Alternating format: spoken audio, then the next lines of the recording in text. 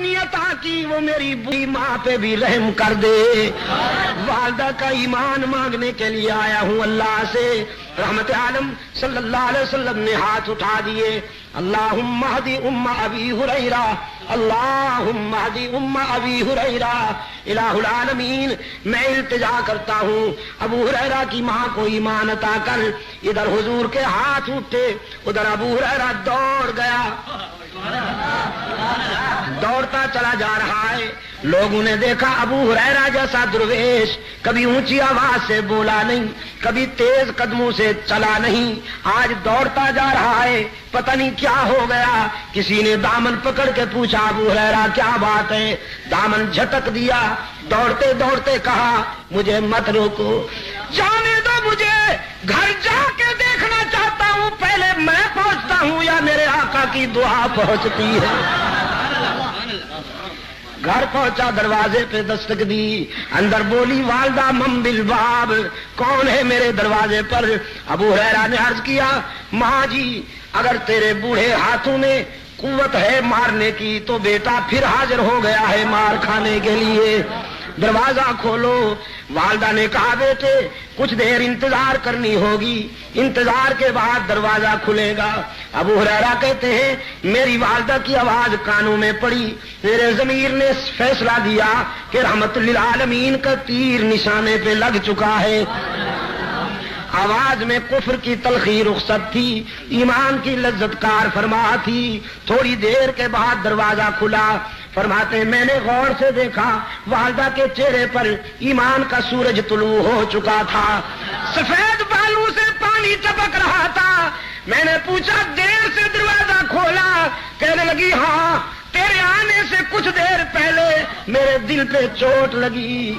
میرے ضمیر نے فیصلہ کیا وہ زندگی بھی کیا زندگی ہے جو رحمت للعالمین کے قدموں سے دور گزر رہی ہے.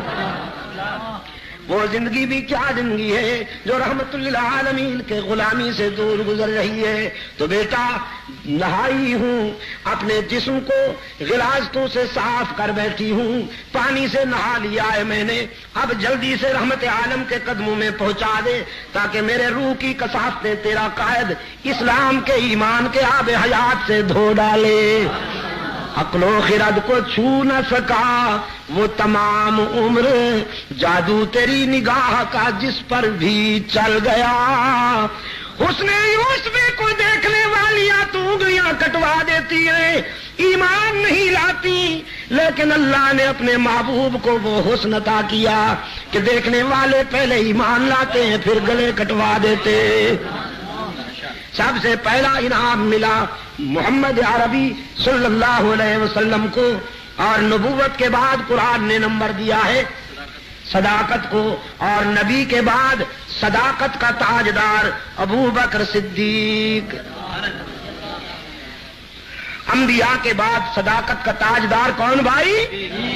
صدیق اکبر، جس کو خود حضور نے اس امت کا امام بنایا، جس کو خود حضور نے اپنی حیات طیبہ میں مصلی پر کھڑا کیا، جس نے اپنے قائد کی حیات طیبہ میں اس امت کو 17 نمازیں پڑھائی، اور جس کی قیادت میں اس امت نے جھوٹے نبیوں کو پیوند زمیں کیا.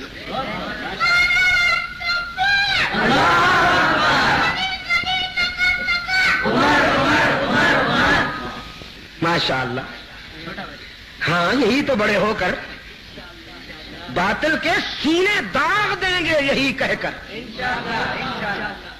یہ میرا سرمایہ ہے، یہی تو میرا اسلحہ ہے. میں ایک سوال کرتا ہوں آپ جواب دیجئے گا. صدیق کہہ کر نیت کی وہ میری بوڑھی ماں پہ بھی رحم کر دے. والدہ کا ایمان مانگنے کے لیے آیا ہوں اللہ سے. رحمت عالم صلی اللہ علیہ وسلم نے ہاتھ اٹھا دیے. اللہم اہدی ام ابی ہریرہ. اللہ